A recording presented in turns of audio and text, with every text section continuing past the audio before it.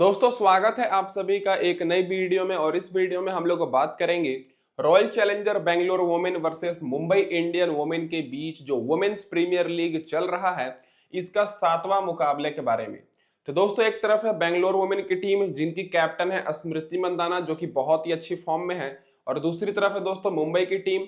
ये भी दोस्तों अपना पिछला मुकाबला जीत कर आ रहे हैं। तो ये दोस्तों जो मुकाबला है ये दोस्तों अब बड़ोदरा में नहीं खेला जाएगा, ये दोस्तों अब मुकाबला होगा एम चिन्नास्वामी स्टेडियम बेंगलुरु में, और जो कि बहुत ही ऐतिहासिक ग्राउंड है, आईपीएल के लिए जाना जाता है, बहुत ही हाई स्कोरिंग मैच के लिए। तो ये दोस्तों ग्राउंड है बेंगलोर वुमेन का होम ग्राउंड। तो डायरेक्ट बात कर लेते हैं, तो ये मुकाबला 21 फरवरी को खेला जाएगा शाम में 7:30 बजे से। तो डायरेक्ट बात कर लेते हैं इस ग्राउंड के पिच रिपोर्ट के ऊपर। तो दोस्तों यहां पर देखा जाए तो वुमेन्स प्रीमियर लीग का केवल पिच रिपोर्ट डिस्कस करेंगे, और वुमेन प्रीमियर लीग में अभी तक इस ग्राउंड पर टोटल देखा जाए इतिहास मिलाकर तो 11 मुकाबले हुए हैं, जिसमें से पहले बैटिंग करने वाली टीम 4 बार जीती है, चेस करने वाली टीम 7 बार। हालांकि यहाँ पर चेस करना आसान है, लेकिन पिछले साल जो रिसेंट के मुकाबले हो रहे थे उसमें पहले बैटिंग करने वाली टीम 11 मैचेस जीत रही थी। एवरेज स्कोर यहाँ पर अच्छा खासा है 152 रन का, क्योंकि यहाँ पर बैट्समैन को मदद मिलती है, ग्राउंड उतना बड़ा नहीं है। हाईएस्ट स्कोर आरसीबी वुमेन का है 198 रन का, क्योंकि ये इनका होम ग्राउंड है, और लोएस्ट स्कोर गुजरात वुमेन का है 107 रन का। स्कोरिंग पैटर्न देखिएगा तो 150 के नीचे 5 बार स्कोर बना है, 150 और 170 के बीच में एक बार, 170 और 190 के बीच में एक बार, और 190 के ऊपर 2 बार स्कोर गया है दोस्तों। अब इसके बाद पिच की बात कर ले तो यहाँ पर अगर आप लोग पिच देखते हैं तो बिल्कुल यहाँ पर बैट्समैन को सपोर्ट करती है पिच, ज्यादा बड़ी बाउंड्रीज नहीं है। और यह है दोस्तों स्टेडियम जो कि बहुत ही बेहतरीन स्टेडियम है क्रिकेट के लिए, और यहाँ पर दोस्तों ड्यू फैक्टर हो रहने वाला है, तो आपको सोच समझकर टीम बनानी है। अब डायरेक्ट बात कर लेते हैं जो रिसेंट मुकाबले इस ग्राउंड पर खेले गए हैं इसके स्टैट्स के ऊपर। तो दोस्तों जो पिछला मुकाबला खेला गया वो पिछले साल डब्ल्यूपीएल का मैच था, जिसमें आरसीबी वुमेन 198 रन की टारगेट दी थी, और इस टारगेट को यूपी वुमेन चेस करते करते रह गई और 23 रन से आरसीबी वुमेन जीती, जिसमें फास्ट बॉलर को मात्र 3 विकेट और स्पिनर्स को 8 विकेट मिली। उससे पहले कुछ दिन पहले एक और मुकाबला हुआ था उसी डब्ल्यूपीएल में, जिसमें दोस्तों दिल्ली कैपिटल वुमेन ने पहले बैटिंग करते हुए 163 रन का टारगेट दिया था, और इस टारगेट को गुजरात वुमेन चेज नहीं करने पाई, और 25 रन से दिल्ली कैपिटल वुमेन जीत गई, जिसमें फास्ट बॉलर को 8 विकेट और स्पिनर्स को भी 8 विकेट मिली। उससे पहले एक और मुकाबला हुआ था, और इस मैच में दोस्तों आरसीबी वुमेन और इंटरेस्टिंग बात यह है कि मुंबई वुमेन की ही बीच मुकाबला हुआ था, जो कि ये मुकाबला है। और इस मैच में आरसीबी वुमेन पहले बैटिंग करते हुए 131 रन बनाने पाई, और इस टारगेट को मुंबई वुमेन आसानी से चेस करके 7 विकेट जीत गई, जिसमें फास्ट बॉलर को 6 विकेट और स्पिनर्स को 3 विकेट मिली। तो पिछला तीनों मुकाबला अगर आप लोग देखिएगा तो एक चीज आपको देखने को मिलेगा कि यहाँ पर ज्यादातर मैचेस में अच्छा खासा स्कोरिंग होता है, और पिछले 3 मुकाबले मिलाकर डब्ल्यूपीएल के स्पिनर्स को काफी मदद मिली है, 19 विकेट मिले हैं स्पिनर्स को, और फास्ट बॉलर को 17 विकेट, जिसमें से फर्स्ट इनिंग में फास्ट बॉलर को 10 विकेट और स्पिनर्स को 7 विकेट मिली है, और सेकंड इनिंग में फास्ट बॉलर को मात्र 7 विकेट और स्पिनर्स को 12 विकेट। तो इस मुकाबले में आपको ऑलराउंडर्स पर ज्यादा फोकस करना है और बैट्समैन पर, और ऐसे ऑलराउंडर्स जो कि बैटिंग भी करते हो और बॉलिंग भी कराते हैं, जो कि दोनों टीम्स में भरे पड़े हैं। तो ये तो हो गई दोस्तों पिच रिपोर्ट।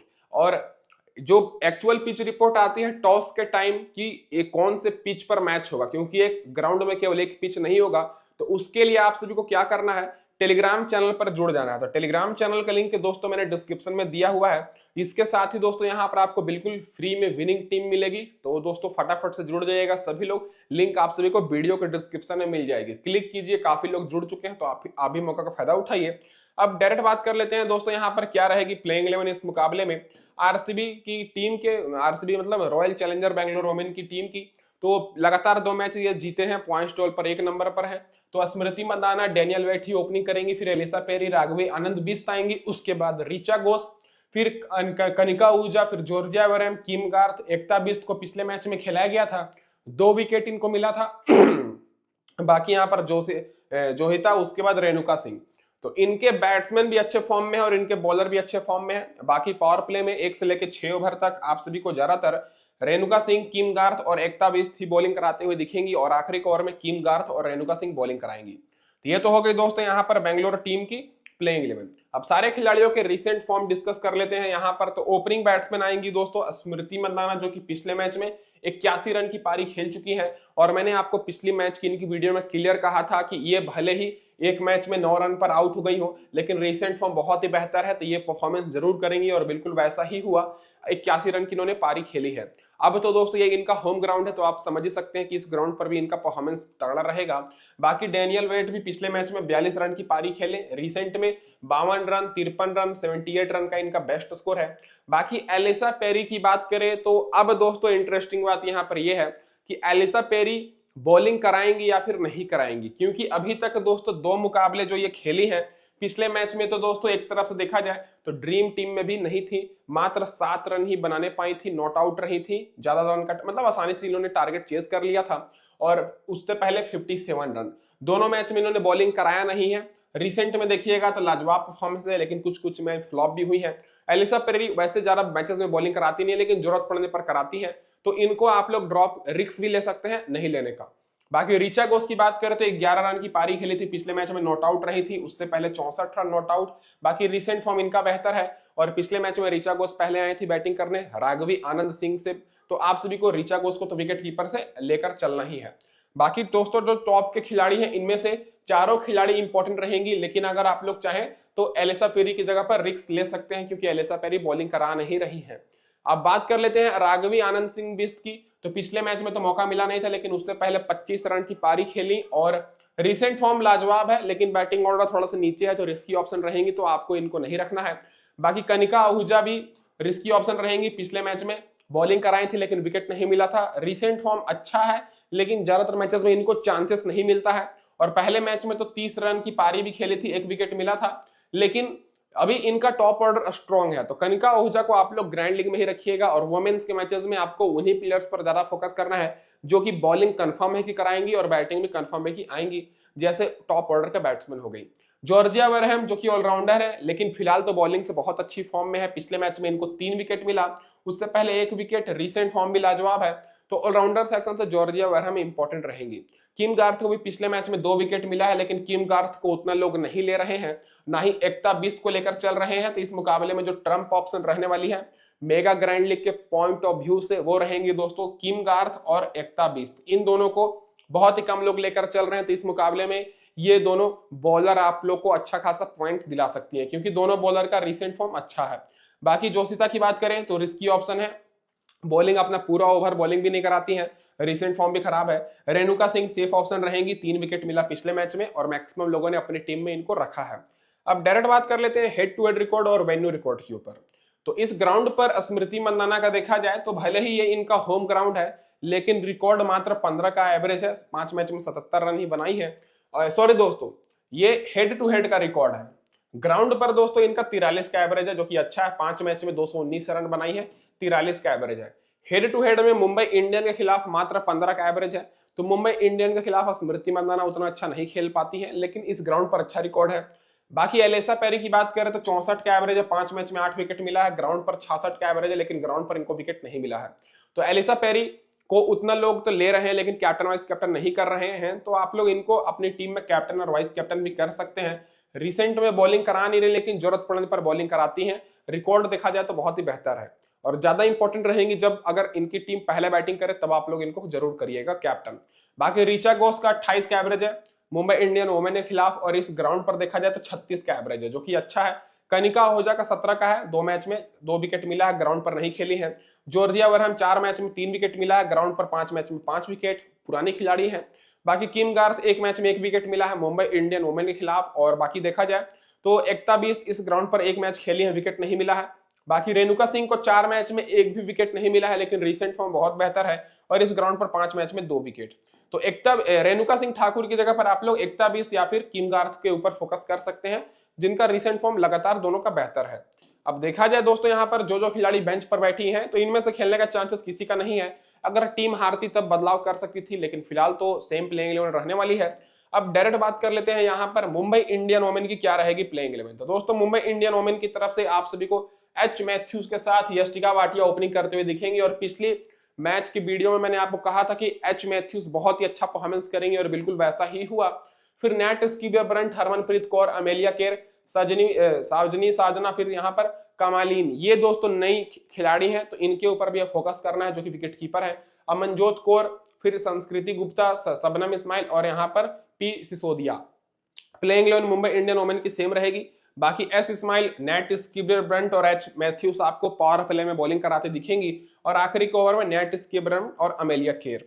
अब सारे खिलाड़ियों के रिसेंट फॉर्म की बात कर लेते हैं तो एच मैथ्यूज पिछले मैच में हमारी कैप्टन थी और वाइस कैप्टन दोस्तों यहाँ पर एन स्किबरब्रंट को भी मैंने एक टीम में कैप्टन रखा था। दोनों का बहुत ही तगड़ा परफॉर्मेंस है। पिछले मैच में 17 रन की पारी खेली मैथ्यूज और 3 विकेट मिला। उससे पहले दो विकेट ली थी। रिसेंट फॉर्म बहुत ही बेहतर है।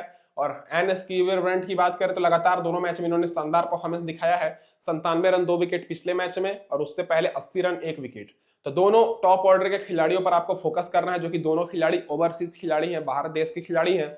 बाकी यष्टिका भाटिया की बात करें तो भले ही दोस्तों ये टॉप ऑर्डर में आ रही है बैटिंग करने, लेकिन अभी इनका परफॉर्मेंस बहुत ही खराब है। बिग बैश में केवल एक मैच में 97 रन की पारी खेली थी विमेंस बिग बैश लीग में। बाकी उस टाइम भी परफॉर्मेंस खराब था और अभी भी खराब चलते आ रहा है। पिछले मैच में मात्र 8 रन पर आउट हो गई, तो ये थोड़ी सी रिस्की रहेंगी। तो टॉप ऑर्डर से आपको एच मैथ्यूज और एन स्किबरब्रंट पर ज्यादा फोकस करना है। बाकी अमनजोत कौर की बात, हरमनप्रीत कौर की बात करें तो हरमनप्रीत कौर पिछले मैच में मात्र 4 रन की ही पारी खेली थी, लेकिन रिसेंट फॉर्म इनका बहुत ही बेहतर है। 42 रन की पारी एक मैच में खेली थी, फिर 13 रन, फिर 54 रन, फिर 52 रन। तो इस मुकाबले में हरमनप्रीत कौर इंपॉर्टेंट रहने वाली है, तो आप लोग अपनी टीम में रखिएगा। अभी तो इनको उतना लोगों ने नहीं लिया है, लेकिन टॉस के टाइम इनको मैक्सिमम लोग लेकर चलेंगे, क्योंकि टॉप ऑर्डर से ये इंपॉर्टेंट बैटिंग को संभालती हैं। बाकी अमेलिया केयर की बात करें तो ऑलराउंडर है, इंपॉर्टेंट रहेंगी। 19 रन 2 विकेट की पारी खेली पिछले मैच में, फिर उससे पहले 9 रन 2 विकेट और रिसेंट फॉर्म भी बेहतर है। तो जैसा कि मैंने आपको बताया कि आपको ऐसे खिलाड़ी पर ज्यादा फोकस करना है जो कि टॉप ऑर्डर में बैटिंग भी करती हो और बॉलिंग भी कराती हो। तो इनमें से एच मैथ्यूज परफेक्ट रहेंगे, नेट स्किबरब्रंट और अमेलिया केर, ये तीनों ऑलराउंडर को तो आपको ड्रॉप करने का रिस्क बिल्कुल नहीं रखना है।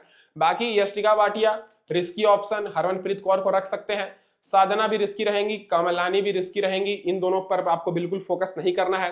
रिसेंट में देखा जाए तो 10 रन की पारी खेली है, 4 रन। रिसेंट फॉर्म अच्छा है, लेकिन फिलहाल इनको उतना मौका नहीं मिलने वाला है।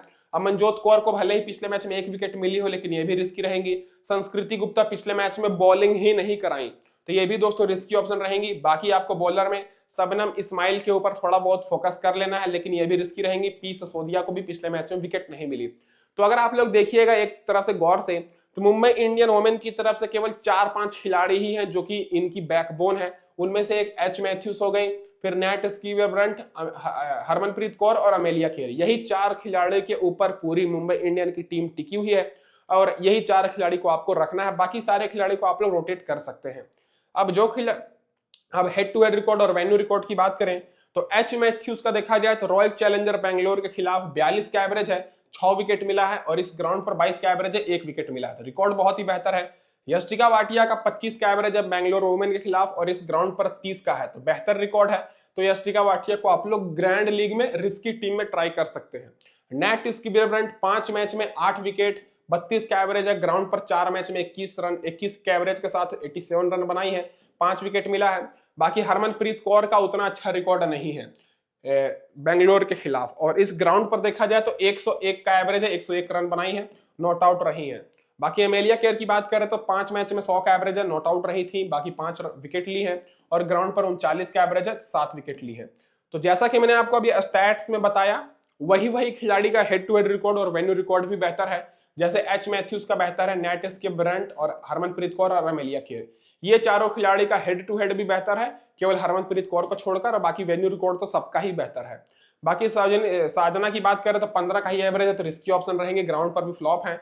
बाकी अमनजोत कौर का भी कुछ खास रिकॉर्ड नहीं है। और बॉलिंग में इस्माइल की बात करें तो 2 मैच में मात्र 1 ही विकेट मिला है, ग्राउंड पर 2 मैच में 4 विकेट है। अब जो खिलाड़ी बेंच पर बैठी हैं तो इनमें से चांसेस किसी का बन नहीं रहा है, लेकिन फिर भी संस्कृति गुप्ता की जगह पर हो सकता है कि बाकी यहाँ पर केरथना आपको खेलते हुए दिख जाए, नहीं तो पूजा वस्त्राकर अगर अवेलेबल रहेंगी तो इनको जरूर खिलाएगी टीम, क्योंकि ये इनकी परफेक्ट प्लेइंग 11 में फिट बैठती है। अब डायरेक्ट बात कर लेते हैं दोस्तों यहाँ पर हेड टू हेड रिकॉर्ड और रिसेंट फॉर्म के ऊपर। तो टोटल दोनों टीम्स के मैचेस देखा जाए तो 5 मैच हुए हैं, जिसमें से आरसीबी वुमेन 2 बार मतलब 2 बार जीती है और मुंबई इंडियन वुमेन 3 बार। तो कांटे की टक्कर होती है, लेकिन रिसेंट फॉर्म देखिएगा तो आरसीबी वुमेन अपना पिछला 5 मुकाबला जीत कर आ रही है और पिछले साल की चैंपियन है, और मुंबई इंडियन का पिछले 5 मैच में केवल 2 मैच इन्होंने जीता है, पिछला मैच और एक पिछले साल का मैच, बाकी 3 मैच ये हारी है। तो कांटे की टक्कर हो सकती है, लेकिन जो मेरी फेवरेट रहेगी इस मुकाबले में वो आरसीबी की टीम रहेगी, क्योंकि ये इनका होम ग्राउंड है और लगातार 2 मैचेस वो जीते भी हैं। अब डायरेक्ट बात कर लेते हैं दोस्तों यहाँ पर टीम कॉम्बिनेशन के ऊपर। तो उससे पहले मैं अपने भाइयों को ये बोल दूं कि अगर आप लोग चैनल पर पहली बार हैं, सब्सक्राइब नहीं किए तो सब्सक्राइब कर दीजिएगा, ताकि इसी तरह के सारे अपडेट्स आपको सबसे पहले मिलती रहे। अब स्मॉल लीग की टीम की बात कर ले तो स्मॉल लीग में मैंने कैप्टन किया है नेट स्कीपर ब्रेंट को, वाइस कैप्टन है एच मैथ्यूज को, क्योंकि दोनों बॉलर हैं और दोनों दोस्तों बॉलिंग भी कराएंगी पावर प्ले में भी और आखिरी ओवर में भी, और एक तो टॉप ऑर्डर में बैटिंग भी करेंगी। बाकी मैंने जॉर्जिया वेरहम को रखा है, इधर से एमिलिया केयर को, हरमनप्रीत कौर, इलेसा पेरी, स्मृति मंदाना, रिचा घोष। बॉलिंग से एकता बिष्ट को मैं रख रहा हूं, रेणुका सिंह और एस इस्माइल। तो इस टीम में मेरी 9 ऐसी खिलाड़ी हैं जो कि पूरी तरीके से सेफ हैं, लेकिन मैंने 2 ऐसे खिलाड़ी को रखा है जिनको बहुत ही कम लोगों ने लिया है। जैसे एकता बिष्ट हो गई, बहुत ही तगड़ा पॉइंट्स दी थी पिछले मैच में, लेकिन फिर भी बहुत ही लोग इग्नोर कर रहे हैं। और दूसरी एस इस्माइल को मैंने रखा है। तो आप लोग इन दोनों को नहीं रखना चाहते हैं तो एकता बिष्ट की जगह पर आप लोग डैनियल वेट को रख सकते हैं, एस इस्माइल की जगह पर डैनियल वेट को रख सकते हैं। बाकी मेरी जो टीम रहेगी यही रहने वाली है। कैप्टन हमारी Nat Sciver Brunt, vice captain H Matthews. ये हो गई स्मॉल लीग की टीम। स्मॉल लीग की टीम में भी मैंने 2 खिलाड़ी के ऊपर रिस्क लिया है। अब ग्रैंड लीग की टीम की बात करें तो ग्रैंड लीग में मैंने विकेट कीपर से तो सेफ रिचा घोष को ही रखा हूं। बाकी हमारी कैप्टन अमेलिया केयर रहेंगे, वाइस कैप्टन स्मृति मंदाना, क्योंकि इनका भी पिछले 2 मैच में रिकॉर्ड बहुत ही बेहतर है, परफॉर्मेंस बहुत ही बेहतर है, लेकिन बहुत ही कम लोग इनके ऊपर फोकस कर रहे हैं। बाकी मैंने Nat Sciver Brunt, H Matthews और जॉर्जिया वेरहम, 4 ऑलराउंडर तो हमारी रहेंगी ही। बाकी मैंने यहाँ पर एकता बिष्ट को नहीं लिया है, एकता बिष्ट की जगह पर मैं डैनियल वेट को रखा हूं। बाकी मेरी पूरी टीम कॉम्बिनेशन सेम है, केवल मैं captain Amelia Kerr, vice captain Smriti Mandhana को किया हूं। तो दोस्तों इस वीडियो में बस इतना ही। वीडियो देखने के लिए धन्यवाद, और चैनल पर पहली बार आए सब्सक्राइब जरूर कर लीजिएगा। धन्यवाद दोस्तों आप सभी का वीडियो देखने के लिए।